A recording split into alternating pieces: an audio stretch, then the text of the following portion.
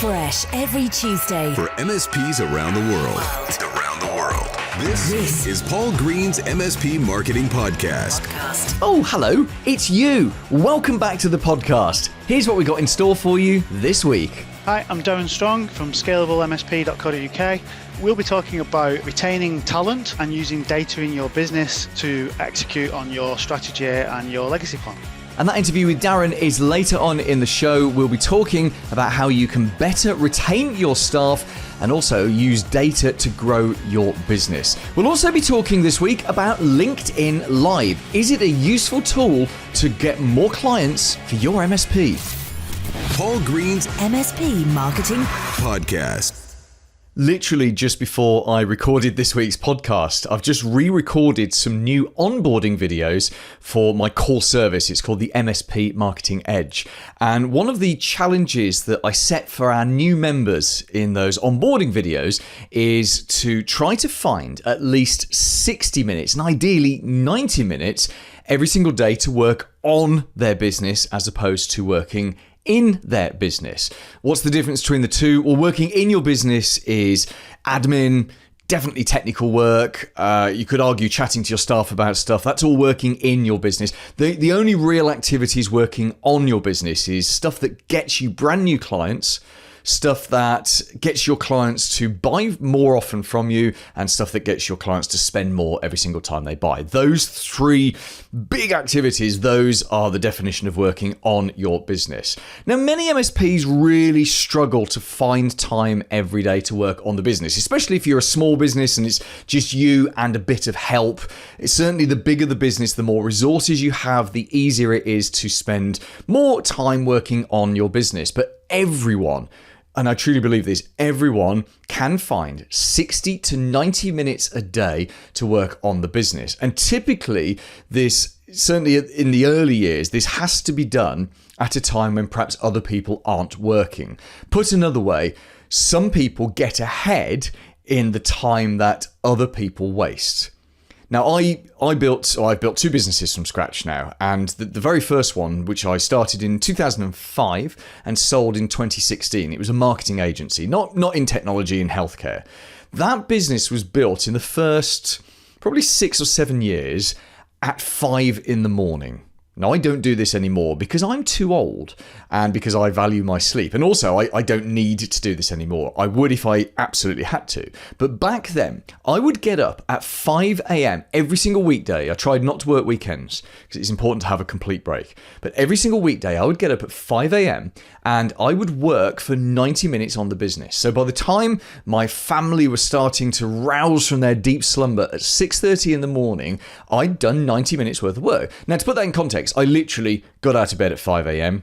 I microwaved, a mug of coffee that I'd prepared the night before, and I was sat at my desk in my office, in my house, hair everywhere, smelling, in pajamas. Don't wear pajamas to bed, but you get the idea. So, we're not talking any kind of presentable, not looking all gorgeous as I am right now. We're talking literally stinky breath, fallen out of bed, but I'm on it. In fact, I was such in the habit for this. I used to fall out of bed at 5 a.m. and instantly, as soon as I woke, my brain was like, right, we're doing this and this and this and this. Let's see if we can get that done in 90 minutes. And you know what it's like when you have a deadline. And mine was an immovable deadline at 6:30 a.m. People were waking. Child was young back then, very young. Child would wake up.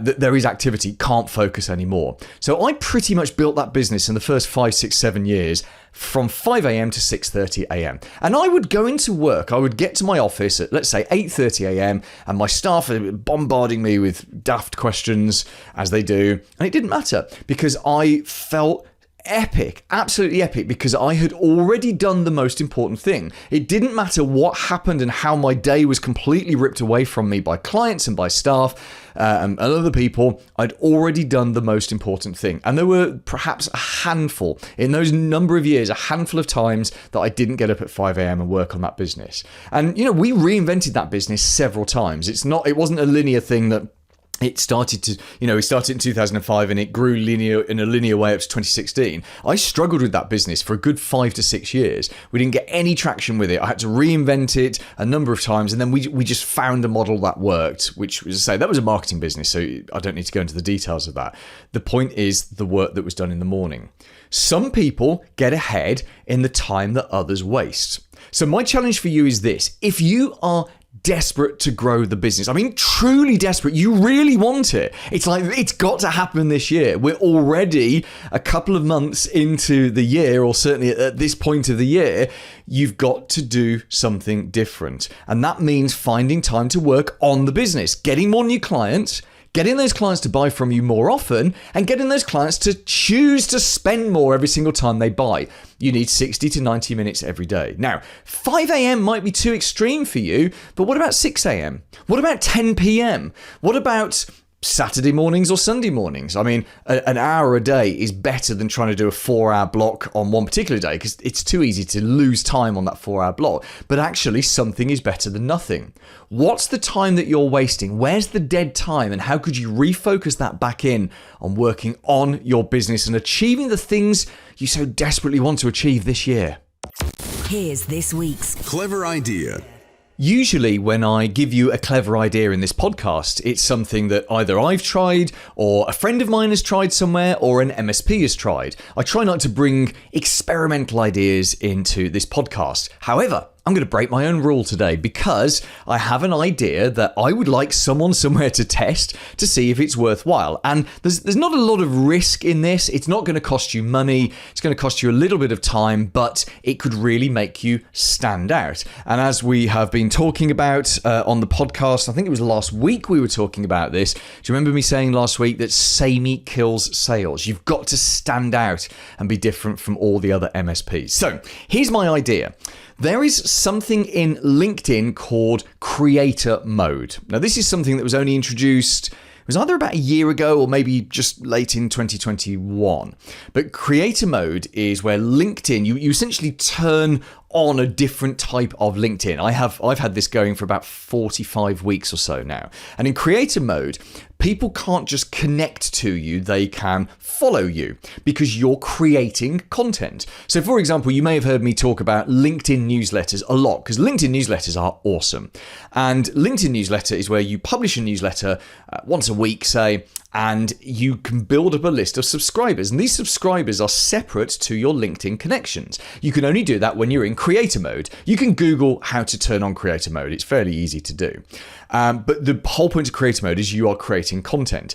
One of the other tools, and I'm sure there will be many other tools that LinkedIn are working on and will release down the line, but as well as newsletters, one of the other tools that LinkedIn offers to you is the ability to go live.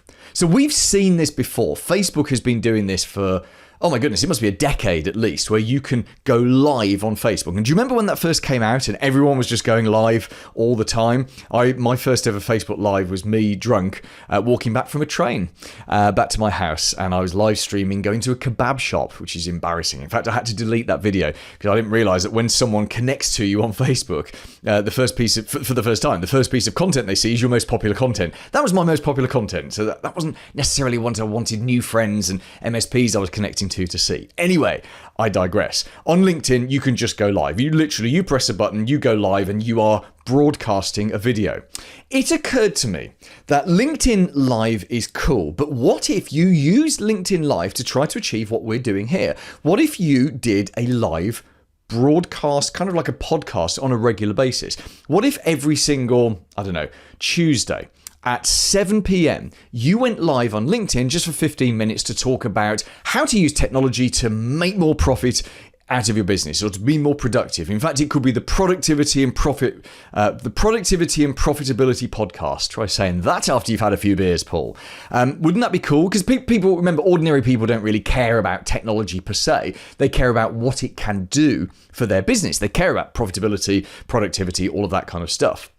So doing a formal podcast like this, where you have to record something and edit it and put it on all the platforms and promote it and all of that, don't get me wrong, the rewards are great. We have a huge audience. We get loads of MSPs talking to us and joining our services because of this podcast. And thank you for being a listener or a viewer, depending on which platform you're consuming this on. But it is a lot of work. I do a bit of work, and producer James, say hi, James. Hello. Producer James does tons of work on this because he's actually the secret weapon.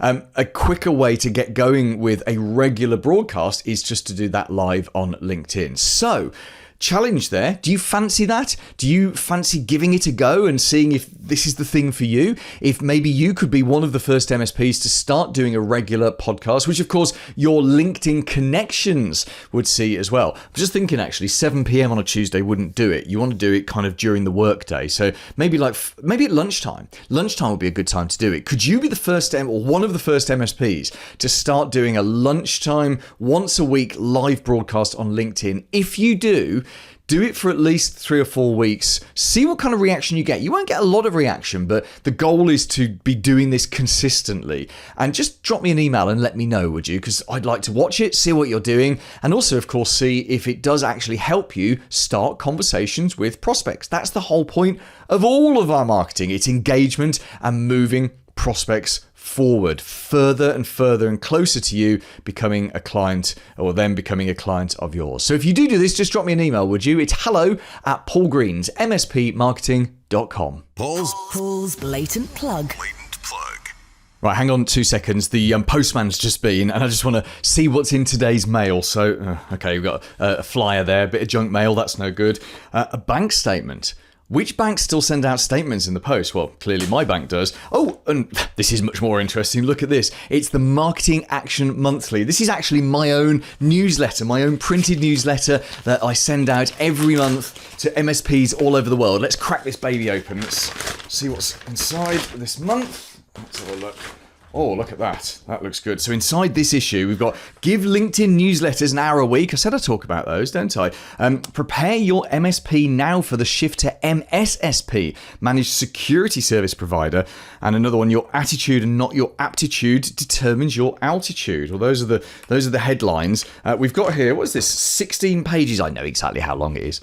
I write this myself. 16 pages every month, printed and sent to your door. See, the thing is, if you're serious about improving your marketing, actually getting something in your hands that you can read on the toilet it's much more likely you'll read it, and much more likely that you'll take action on it. In fact, we've even summarized on the back the action points that you should be taking.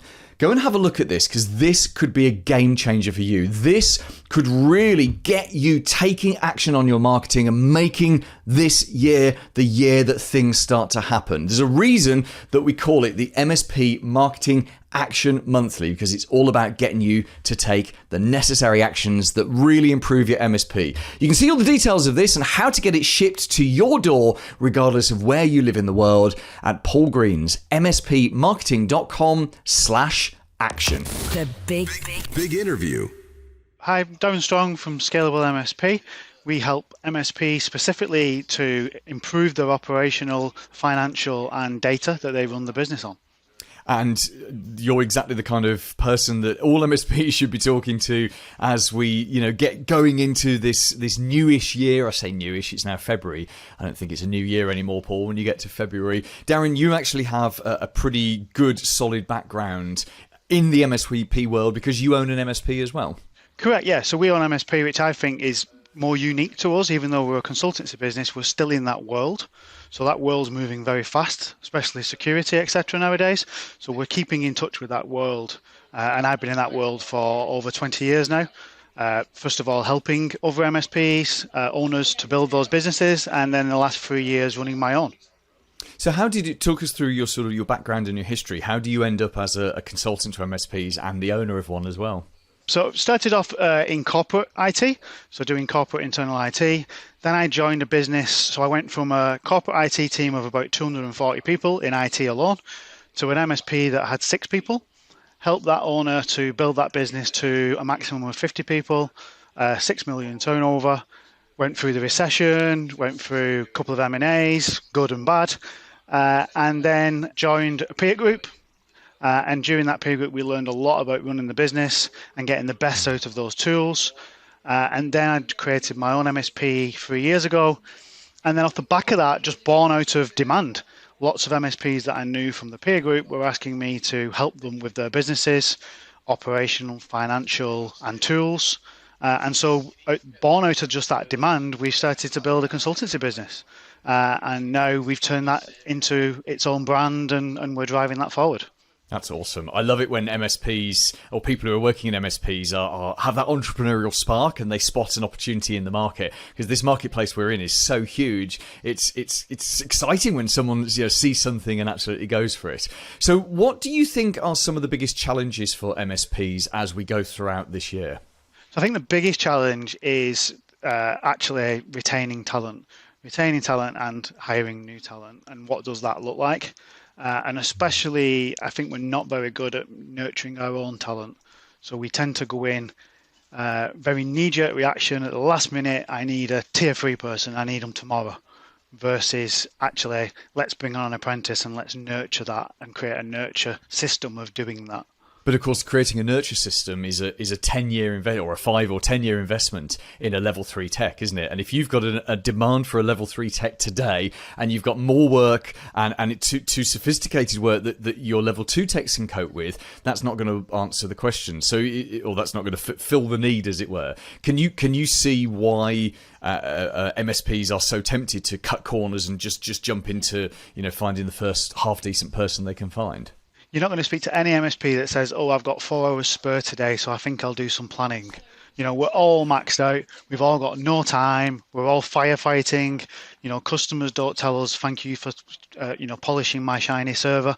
They're calling us with issues. We're in a negative industry. And so typically those owners as well are from a technical background. So they're not very, they're not comfortable planning and being in a planning phase of working on their business. And so there's no sort of forecast, there's no financial forecast, there's no hard data within the business for them to use strategically. The MSPs that I see over the last 10 years that have grown intensively, but also kept that margin on the bottom line, and also grown well-established businesses that start to run on their own, are actually people that have really targeted the planning and the sales. They've turned their MSP into a sales business, not a technical business, and they've got strong planning that helps them to look at resource demands, resource nurturing and training, and those openings within the organization that you can be strategic about rather than being knee-jerk reaction when you need it right now, which is probably 6 months later than you did actually need it. It's just that you're seeing that maximum pain right now. Yes, that makes perfect sense. I love that, where you're talking about an MSP turning their business into a sales business that happens to deliver managed services rather than a managed services business that happens to need to do sales. There's a quite significant and dramatic difference between those two. Right, I'm going to come back on to hiring and retaining talent in a second. Let's just, you mentioned data a few times, and obviously you're an expert at this. This is what you do. In fact, you don't just consult on it, you live it as well. What are some of the most important data points that an MSP can track and can actually leverage and use to make good decisions about the future? It all stems back to your service catalog. So what are you delivering as a service, which can be a very hard question to answer if you've never done any planning or any documentation. So often I find when I'm consulting that actually we don't know or we can't agree on what time the service desk opens, for instance.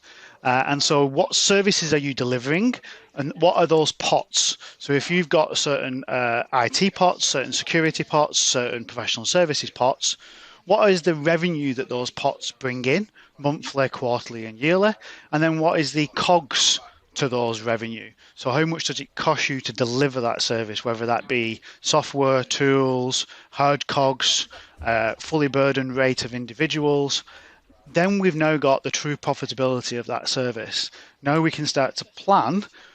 If we pull this lever on this service and we create 25% more revenue in this pot, what does that mean? Just historically, if we bring on an IT customer, it may be that in the first 6 months we earn 25% of the revenue in professional services because we've got to do onboarding, we've got to do projects, we've got to get their networks to a certain level. We've got to document it. What does that look like across the different services that you provide? Then we can look at what's the financial plan moving forward. That then leads into what resources do we need to provide those services if we are successful. Then we turn that into a sales model and say, if we need to achieve X amount of lagging indicator, which is the sale, how much of the leading indicators, like your outbound calling, your sales resources, your prospect meetings, your opportunity creations, how many of those do we need to actually hit that financial target? Now we've got a plan on paper to say how we're going to take the business from A to B. But for the average MSP, that's like 1,000 miles away from the way that they run the business now. Psychologically, What needs to change? What needs to shift for you to get to a position where you're going to go through the pain of putting a plan like that together? What I see is two things. It's either pain levers, but pain sort of you've hit the maximum of your pain threshold as an individual. So you're working the 60, 70 hours, you're not getting anywhere, you're not putting any more to the bottom line, the business isn't growing past, let's say, 1 million or 2 million, whatever those ceilings are, and you're just fatigued.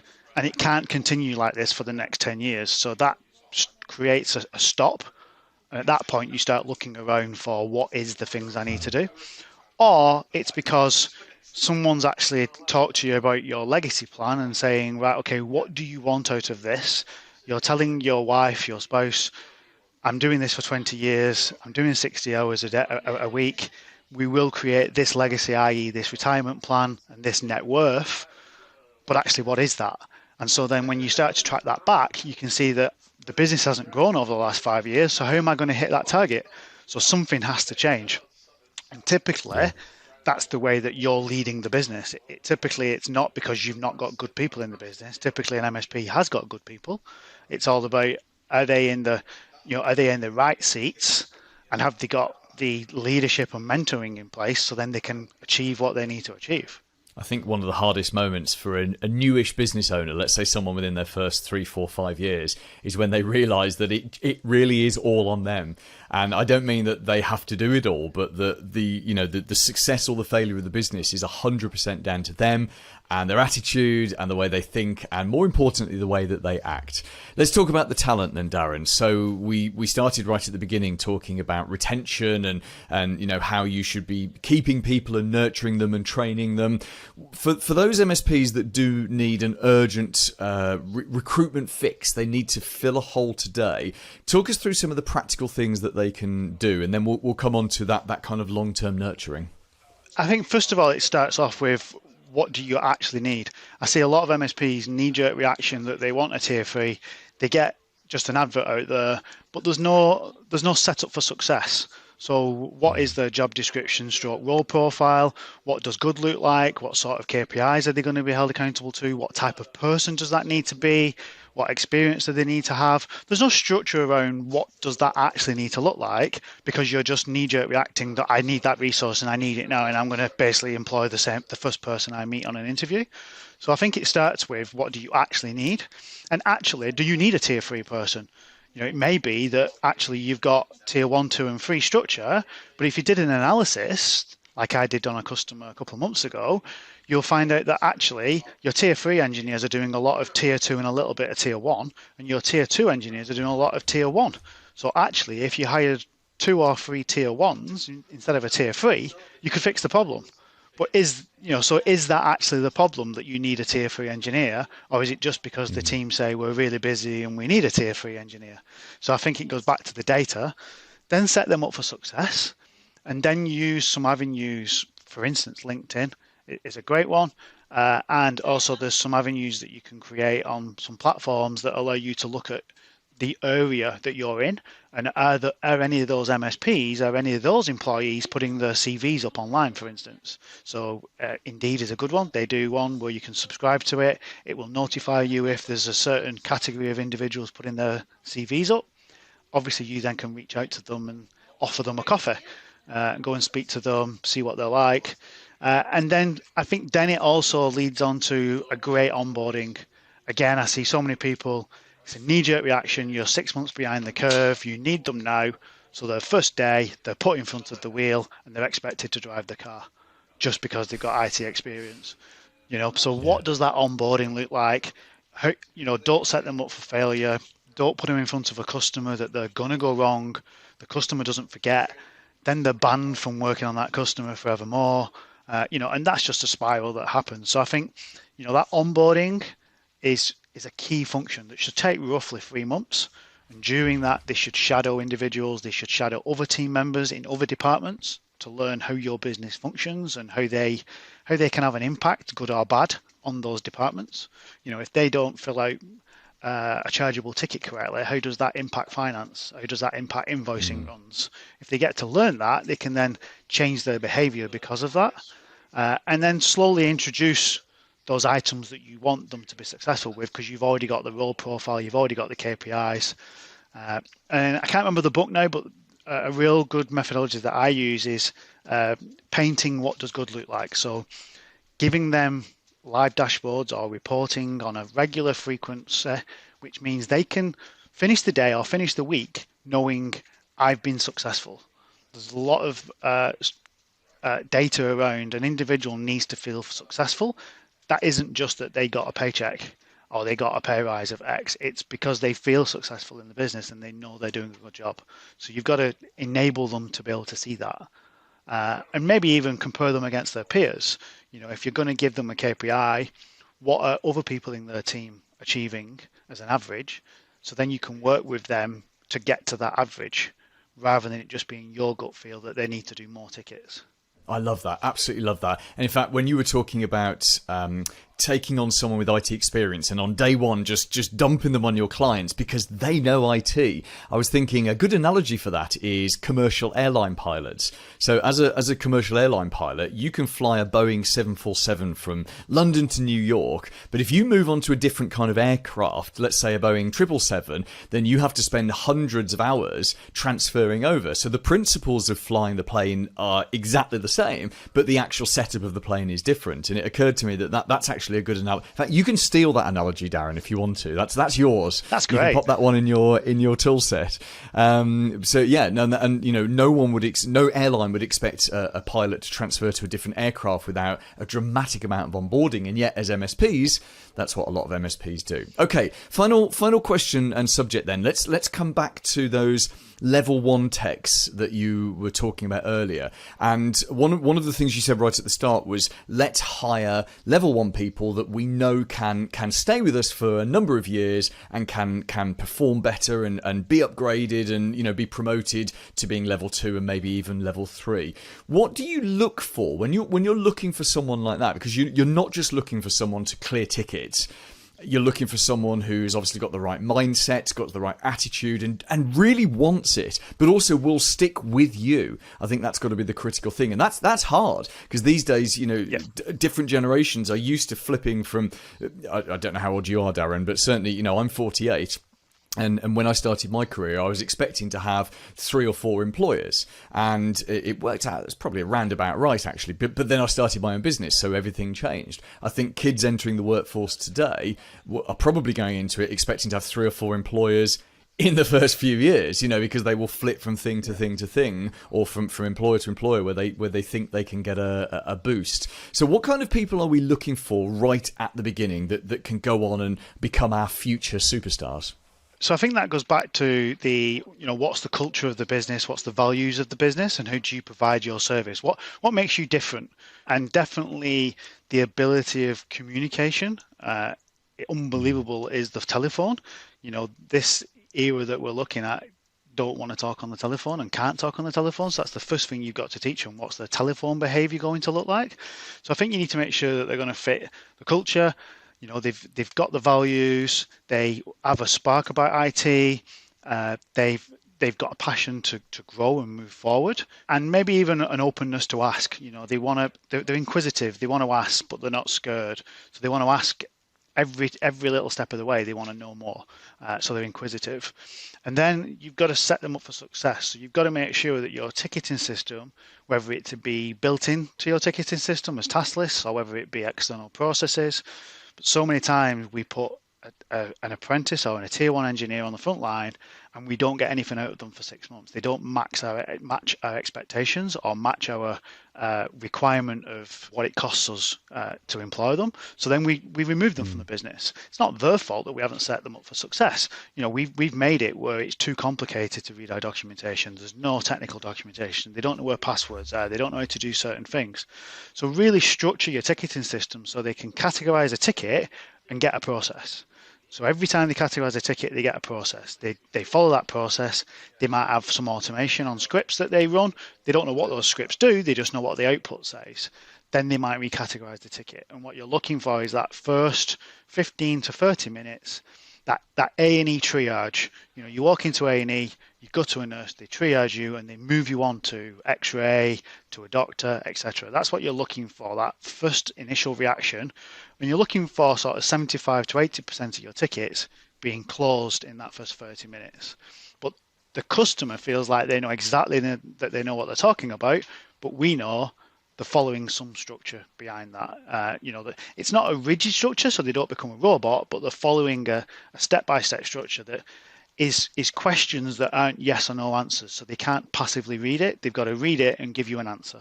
If it's a survey disk space, rather than it just being, is it low, yes or no, actually, is it low and what is the current disk space?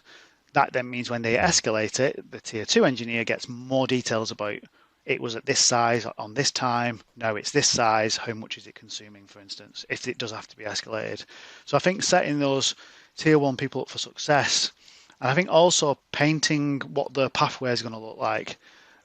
Often, if you don't paint that pathway, you will lose them to somebody else that may be offering them £1,000 a year more. They didn't realise that you weren't going to give them the £1,000 more, but it was going to be in 3 months' time when they equaled X. So plotting that pathway out alongside certification, experience, KPIs, CSAT, etc. So they know what that next 2 to 3 years could look like if they want to be successful and what pace that could go at. Darren, you've been an absolute star, sharing what you have spent many, many years learning the hard way. Please tell us again the benefits of working with you and how can we get in touch with you? So you can reach us on scalablemsp.co.uk. We're all about looking at the core of the systems, the process, the strategy, and enabling the business to grow, but doing that using data. So we bring the best practices, but we're not just bringing one box, we bring multiple boxes, tailor that to your environment. And the biggest USP we've got is that we do the heavy lifting. So rather than you having to reconfigure your systems or build processes, we build those tailored processes and systems for you and help you to engage with them inside your business. Paul Green's MSP Marketing Podcast. This week's recommended book. Hi there, my name is Paj Schaufors and I'm also known as the Price Whisperer. The book I recommend is Crossing the Chasm by Jeffrey Moore. It's an old book, but I read it every couple of years and it's all about how you elevate your company from being a company selling to early adopters to being a company selling to an early mainstream market. And that gap, that chasm, is where most companies fail. And the book tells you how not to. You read it, you love it. Coming up next week. Hi, I'm Mark Gordon, the customer experience expert. Look for my interview coming up where I'm going to be sharing with you ways that you can create better, more efficient, more effective customer experiences to keep your customers coming back. Whichever platform you're watching or listening to this podcast on right now, please do subscribe so you never miss an episode. Because on top of that interview, we're also going to be looking at recruitment. And I've got a very specific and very clever recruitment tool that you can use to dramatically lower the amount of time and energy you have to spend trying to recruit great people for your MSP. We have more great advice and content to help you grow your business on our YouTube channel. It's youtube.com/MSP Marketing, or just search for MSP Marketing in the search bar. And join me next Tuesday. Have a very profitable week in your MSP. Made in the UK. For MSPs around the world. Paul Green's MSP Marketing Podcast.